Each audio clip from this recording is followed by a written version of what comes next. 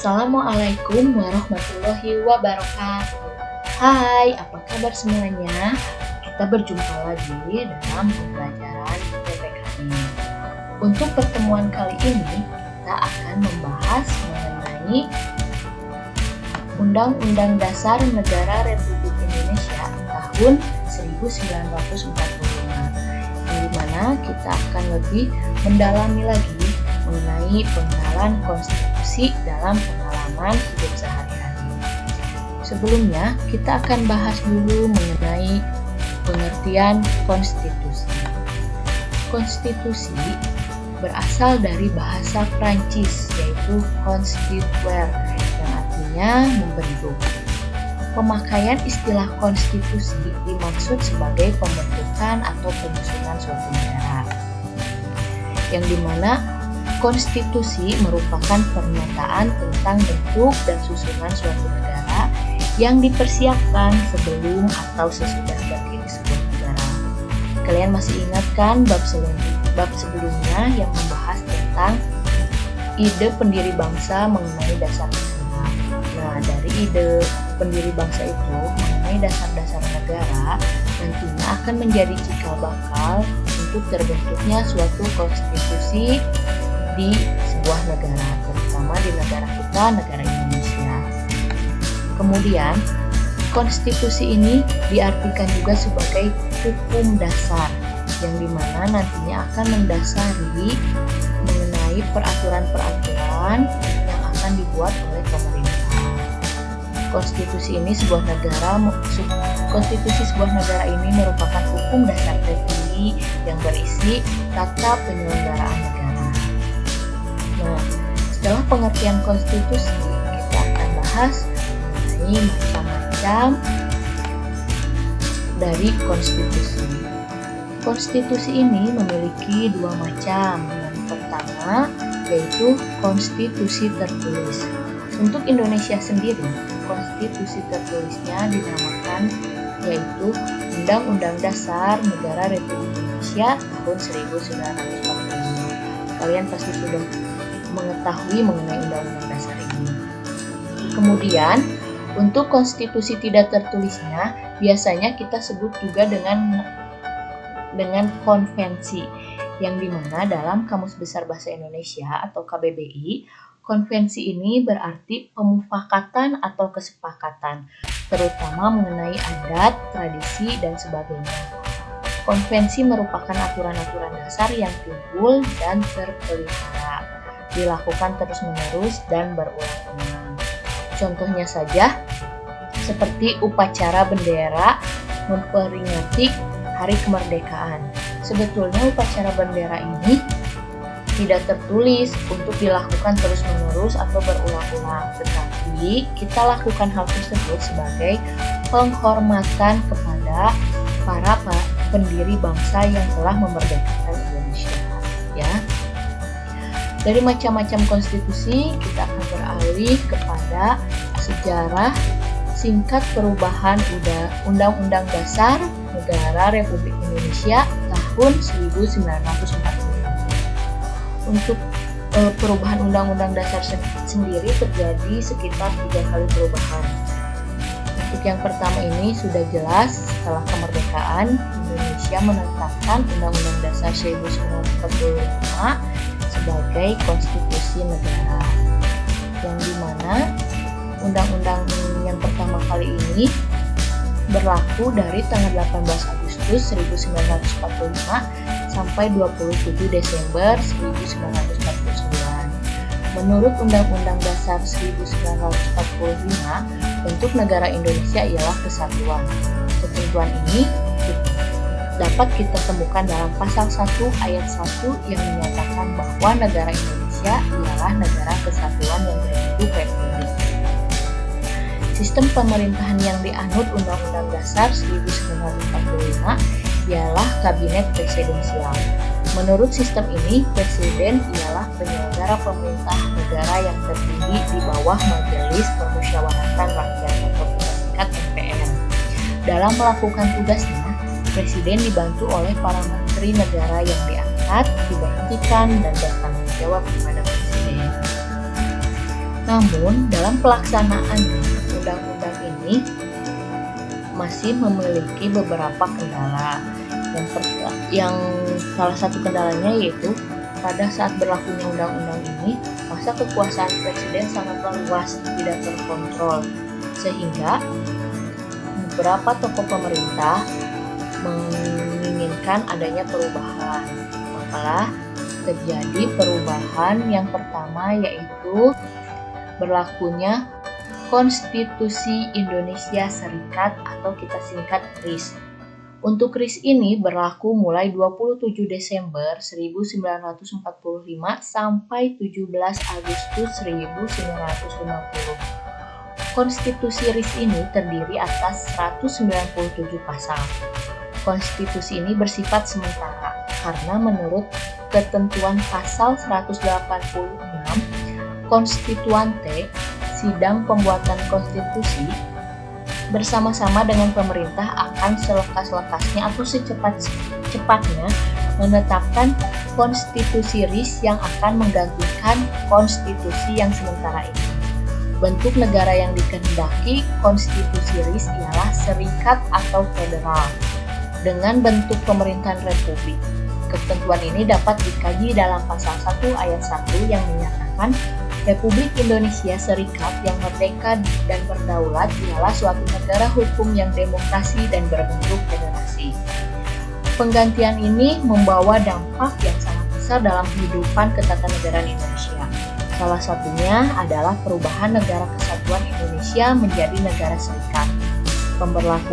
Pemberlakuan Konstitusi RIS 1949 tidak berlangsung lama karena sejak 17 Agustus 1950, Konstitusi RIS 1949 diganti dengan UUDS tahun 1950. Kita lanjutkan lagi pergantian selanjutnya, yaitu mengenai Undang-Undang Dasar Sementara 1950 atau kita singkat UUDS 1950. Yang dimana berlaku mulai 17 Agustus 1950 sampai 5 Juli 1959. Untuk mewujudkan kehendak rakyat, pemerintah RIS dengan persetujuan DPR dan Senat RIS mengeluarkan Undang-Undang Darurat Nomor 11 Tahun 1950 tentang tata cara perubahan susunan kenegaraan RIS pada tanggal 8 Maret 1950. Segera setelah dikeluarkannya undang-undang tadi, beberapa negara bagian menggabungkan diri dengan Republik Indonesia. RIS hanya terdiri dari 3 negara bagian, yakni Republik Indonesia, Negara Sumatera Timur, dan Negara Indonesia Timur, yang baru bergabung pada tanggal 5 April 1950. Sejak tanggal 17 Agustus 1950, berlakulah Undang-Undang Dasar Sementara 1950. Hal ini bersamaan dengan terwujudnya kembali negara kesatuan, yang dimana tadinya ada beberapa negara bagian. Karena berlakunya UUDS ini, maka kembali menjadi negara kesatuan, seperti pada Undang-Undang yang pertama, Undang-Undang Dasar 1945. Nah, hal ini sesuai dengan yang dicita-citakan oleh Proklamasi Kemerdekaan 17 Agustus 1945. Adapun bentuk negara dan pemerintahan yang dikehendaki Undang-Undang Dasar Sementara 1950 ialah Kesatuan Pemerintahan Republik. Nah, setelah melalui perdebatan panjang tak berkesudahan, akhirnya pada 5 Juli 1959, Presiden mengeluarkan dekret yang menyatakan kembali ke Undang-Undang Negara Republik Indonesia tahun 1945. Nah, dari beberapa perubahan tadi, Indonesia kembali lagi kepada undang-undang yang pertama, yaitu Undang-Undang Dasar 1945. Undang-undang ini berlaku dari 5 Juli 1959 sampai sekarang ini. Namun, di undang-undang ini memang tidak mengalami pergantian lagi, tapi ada beberapa perubahan atau beberapa kali diamandemen, yaitu salah satu hasil perubahannya terhadap Undang-Undang Negara Republik Indonesia tahun 1945 adalah mengenai sistematikanya. Kemudian ada beberapa pasal yang dirubah seperti kedaulatan rakyat semula oleh MPR menjadi dilaksanakan menurut undang-undang. Hal tersebut menyebabkan posisi lembaga negara dalam level yang sederajat, masing-masing melaksanakan kedaulatan rakyat dalam lingkup wewenang yang dimiliki. Presiden yang semula memiliki kekuasaan besar menjadi prinsip saling mengawasi dan mengimbangi atau check and balances. Dengan cara demikian, cita negara yang hendak dibangun adalah negara hukum yang demokratis. Sebagaimana kita ketahui sampai saat ini, kalau negara kita ini negara yang setelah tadi kita mengetahui sejarah singkat perubahan undang-undang negara Republik Indonesia, selanjutnya kita akan membahas mengenai Undang-Undang Dasar Negara Republik Indonesia tahun 1945 dalam kehidupan sehari-hari. Di sini dari beberapa pasal yang ada dalam Undang-Undang Dasar Negara Republik Indonesia, biasanya yang bersangkut paut dengan kehidupan sehari-hari, yaitu pertama ada pasal 27, pasal 28A sampai 28J, pasal 29, pasal 30, pasal 31 dan 32, dan yang terakhir pasal 33 dan 34. Untuk pasal 27 sendiri, di sini membahas tentang hak dan kewajiban warga negara. Di sini ada 3 pasal, bisa diperhatikan. Yang pertama, segala warga negara bersamaan kedudukannya di dalam hukum dan pemerintahan dan wajib menjunjung hukum dan pemerintahan itu dengan tidak ada kecualian.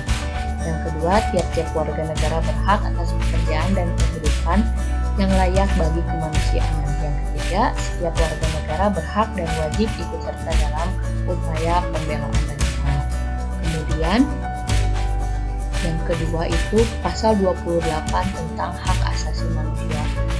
Pasal 28 tentang hak asasi manusia ini memang cukup banyak karena dari 28A sampai 28C.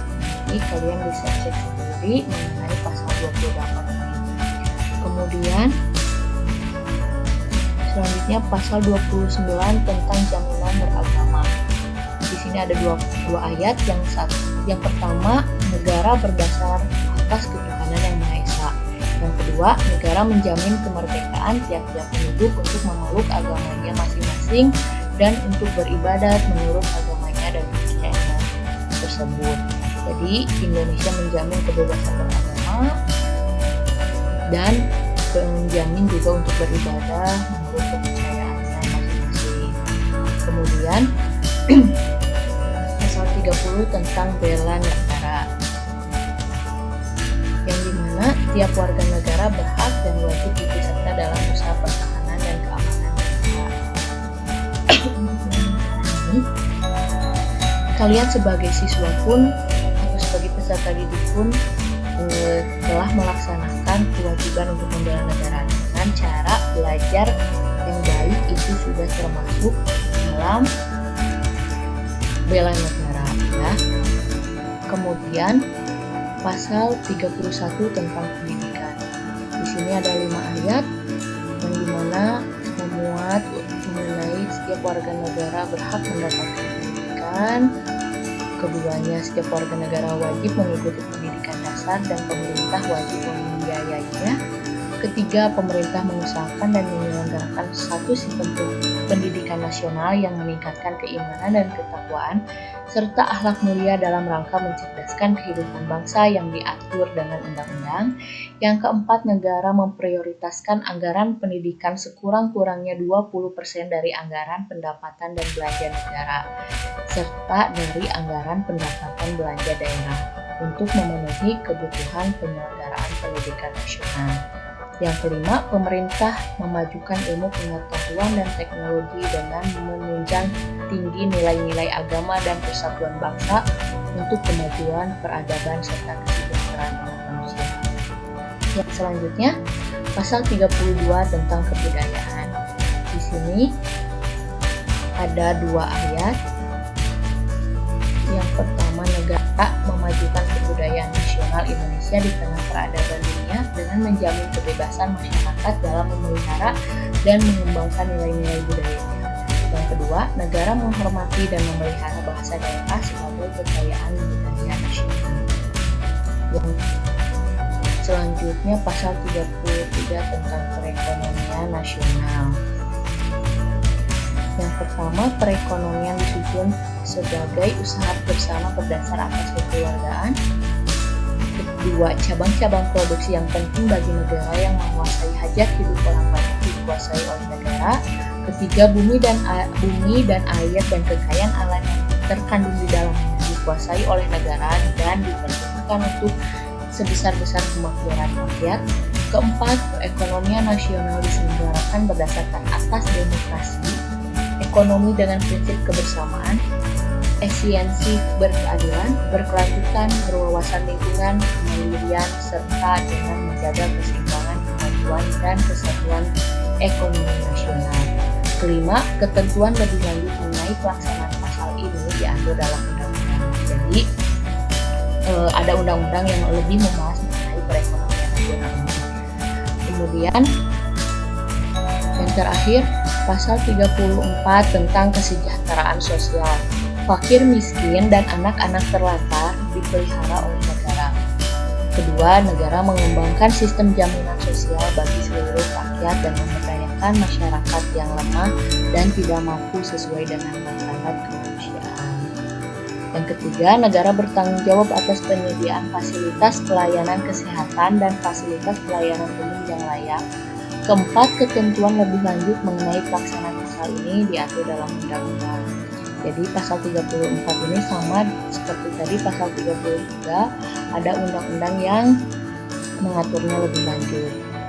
Ya, cukup sekian penjelasan materi untuk kali ini. Wassalamualaikum warahmatullahi wabarakatuh.